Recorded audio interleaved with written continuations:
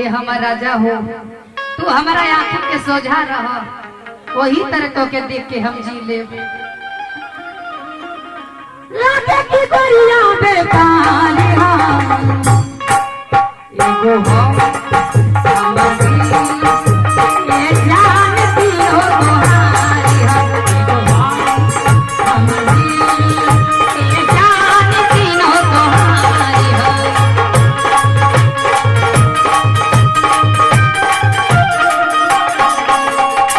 सहज पीना खाना पीना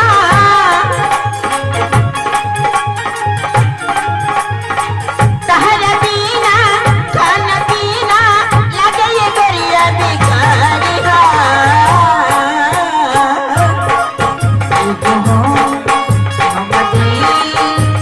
जान है तीनों तो आज है।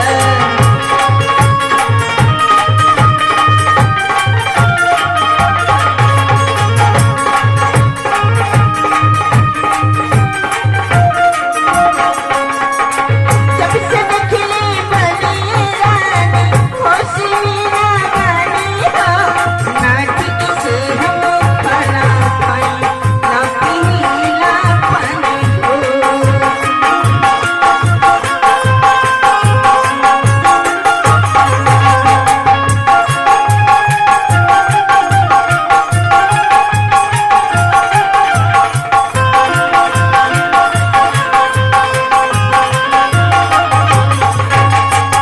आज कहना हुआ क्या कहना जब से दिखले बनी रानी होश मेरा गानी हो, ना ठीक से हमें